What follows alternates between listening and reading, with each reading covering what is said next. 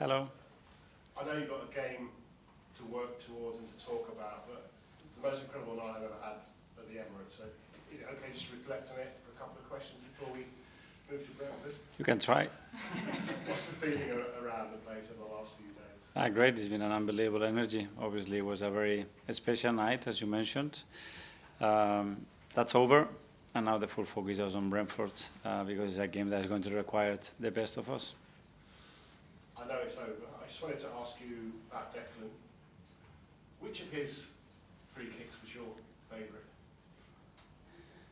Difficult. No, they are two different. The technique is very different in both of them. The range and the angles that he's got, both of them were excellent. So they helped us to win the game, which was the most important thing. Do you know which one was his favourite? No?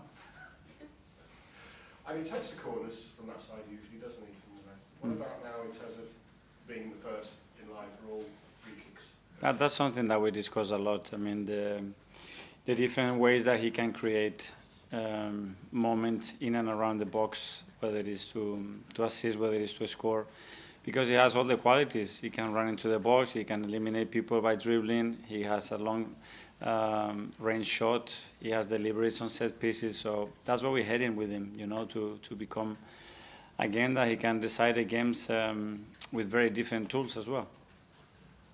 Your message before the game and the club's message was make it happen. That was the theme, wasn't it? And, Yeah. and the players obviously did pick up on that. Because I think Bukayo just said to Declan before he took the first one, feel it, which is that theme, isn't it? Mm-hmm. Absolutely. I said to you guys the day before, it wasn't about believing, it's not enough. It's about that conviction, feeling it and making it real after. In order to that, well, we had to do a lot of things right, like we have done all season, especially with the circumstances that we had, and it's continue with the same mindset. With Bukayo, obviously he won both the free kicks. Still not probably 100% in terms of the games he's got in his legs, but frightened Real Madrid. How important will he be for the rest of the season? Very important. It gives us a level of threat, connection, and unpredictability that probably no other player at the moment can provide it, especially with the connection that he has already built in and around the team. And he's had as well the power to leave the stadium, which is something incredible because shifting the energy in the stadium is something really difficult to do, and a player is able to do that. That's a great addition, great quality to have. But not only a brilliant player, a brilliant character as well. I mean, he sat where you are on Monday, asked a difficult question about his contract, and big smile on his face, said he wants to win things in this batch. When you hear something like that, how inspirational is it for you? Very, I mean, so humble, so simple, very committed to the club, obviously has very deep roots connected to this football club and with a lot of the people here, so I'm very glad to hear that he wants to stay with us and win with us. So how do you handle Brentford then? Because obviously it's only half time in the Champions League, that's for the future. Do you tap into that belief and that buzz that all the players who were involved on Tuesday have, or do you have to rest a few? Just with normality. I mean, this is our context. Play every 3 days. I'm playing in different competitions, the bigger stages, playing in Europe, then coming back to the Premier League and having a completely different game, completely different opposition and context around the game. And if you want to become a team that has the capacity to win in any of those, you have to do it every 3 days, regardless what the scenario is. Thank you. Yes. Hi. Mikel, how many days off did that win the team? Just one. Just one? Yeah. Only one. Were they happy with that? I think they were very happy with that. Sometimes after winning, you want to spend the next day in and around the team because you want to share that feeling. But we had a day off, just it was the best way to recover and prepare the game against Brentford. How did you spend it watching it over and over again? No, it was a game, yeah, it was a game once, and then straight away I went into Brentford. That's the reality. Has it been hard to bring the players back down to earth? It's not about bringing them back, it's now maintaining that energy, you know, and that momentum and using it towards Brentford and the very difficult game that we're going to face today against a team that, when you look what they've done, it's just incredible, it's remarkable, it's a beautiful story, and they have earned it in the way they work, in the way they are organized, in the way they believe, in the way they play. So big credit to them, and it's going to be a really tough test for us. You you might know already, but Thomas Frank was at the Emirates on Tuesday doing his homework. How much respect do you have for him as a manager? A lot. I mean, more than respect, probably is admiration. I think he's done it in a way. He's done it with a football club that everybody shares the vision, very clear identity, a club, a team that we can learn a lot from.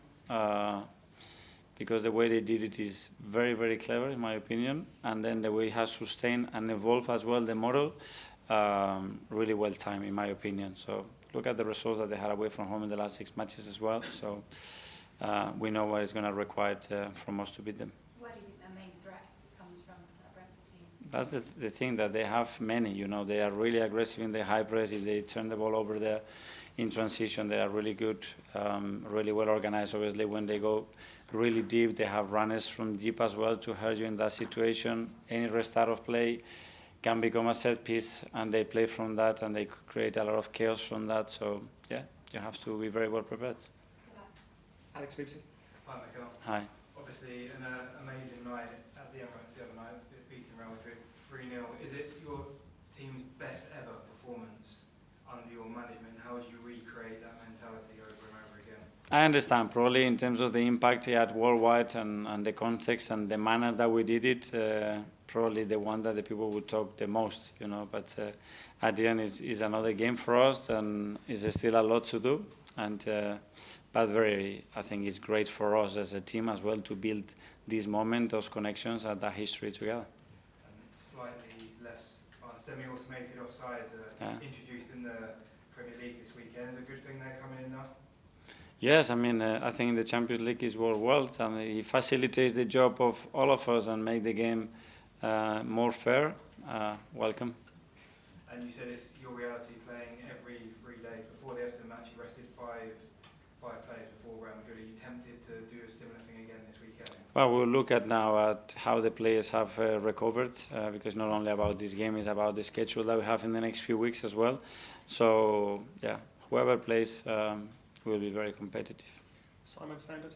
Mikel, can I just ask, obviously Bukayo and Declan came off early in that Real Madrid game. Are they okay? I know you thought after the game they were.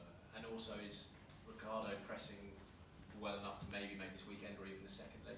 Yeah, so with Declan and Bukayo, they are both fit. So it was just a matter of 2 kicks and they recovered well. So they are available for tomorrow. And Ricky's progressing really well. I think to give you a timeline difficult because he needs to step up, especially having more people around and how Danny reacts after that. But he's in a good place, I think.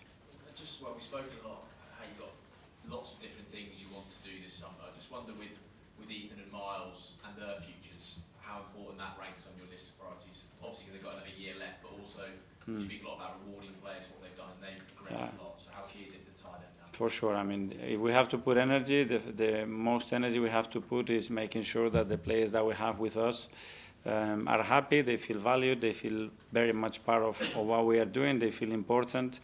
And then the rest of the necessities, okay, we can look, especially in our academy first, and then if we cannot do that, elsewhere. Tom Problem. Hi, Mikel. Hi. I was going to do some maths with you quickly, if that's all right. Okay. We saw a video of Kai Havertz stepping up his rehabilitation. It was 104 days since Saka got injured to when he then returned. From the announcement of Havertz's injury, it will be 108 days to the last game of the season. Is there a chance that we could see Kai back? So we have some extra days there.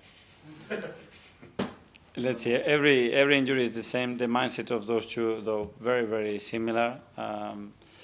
Great injury history, great work ethic, desperate to get back playing as quick as possible, and great medical staff as well to look after them. So hopefully we can have him, but let's wait. I think once you get to the last stage of that rehab is when you can understand better how close or far you are to make that next step. And Simon mentioned there about how you want to make players like Miles and Ethan feel important. Ethan played a lot while Saka was missing and Martinelli was missing as well. With them coming back, he's obviously playing less. How has he dealt with that kind of sudden loads of exposure to minutes and all of a sudden less exposure to minutes? Well, Miles has played a lot, and Ethan has played a lot. I think he started a few days ago against Everton away. I mean, this is the Premier League, and we are talking about 17, 18-year-old kids that never played professional football playing that much football, and I'm very happy because they deserve it and they will continue to play. Hi, Mikel. Sorry this seems random, but Jose Mourinho has come up a few times in this room, like Okay. the way he comes across in press conferences, and I was wondering if you were aware of one phrase he used a few years back called football heritage. Yes. Heard it. And I was just wondering what your thoughts on that were, because it feels like Arsenal, in terms of Europe and where they are starting to build kind of their own kind of heritage, get into the quarterfinals in back-to-back years, and where do you feel kind of that journey's going? Well, I would like to use that word related to big trophies, more than just qualification for next rounds, but we have to start somewhere. We weren't even in the Champions League for 7 years, so we have to start to build that story, and I think we are in the right track, but yeah, a lot to do. And with that, do you feel like it's more than just on the players and kind of coaching staff? Is it something that's more, I guess, all around the club? 100%. I mean, those nights like we had the other day, they're going to be remembered for many, many years. And that's the kind of nights that gives you belief, it gives purpose to that competition, it brings joy, and then it prepares you for the next one, because you are waiting to experience a feeling like this again. And that's the most important thing, in my opinion, that people are looking forward to expend this kind of emotions with us. Okay, last couple in the last section. James from ESPN. Hi. Hi. Just on the title race, Liverpool obviously have this lead at the top, but they've been knocked out of the Champions League. They didn't win the Carabao Cup. Do you take any encouragement from the fact that they are still to get over the line themselves in a big competition? Yeah, I mean, it's a really, really long Premier League season, and we all played a lot of matches, and we know how competitive and the margins that most teams win every week, which is by 1 goal. So that means that there is always a chance, but again, it's certainly not in our hands. We have to do is win our full matches, be better in the opposition, and wait what happens. But we want to be there for sure. And just on Declan, I remember when he started taking corners, you said at the time you identified that as something a while back. Now he's started banging free kicks as well. I mean, is he surprised even you with the evolution in his game? I mean, how different a player is he now from the one you signed in 23?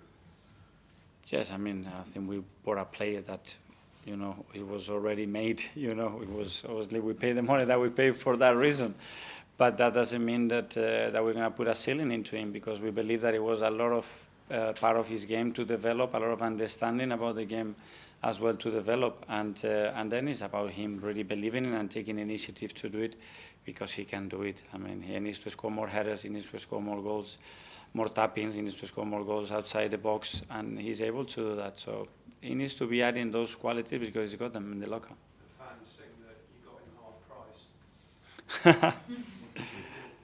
I don't think so. Okay, finally live to. Hi, Mikel. Just a quick one. In Madrid, they are starting to talk and to think about la remontada, a possible comeback. What are your thoughts and Arsenal thoughts about that? We have to be focused in what we can do, what we control, and when the time comes, prepare the game, because we know what to expect. And then again, we're going to have to earn it, step up again, and be even better than we were in the first game.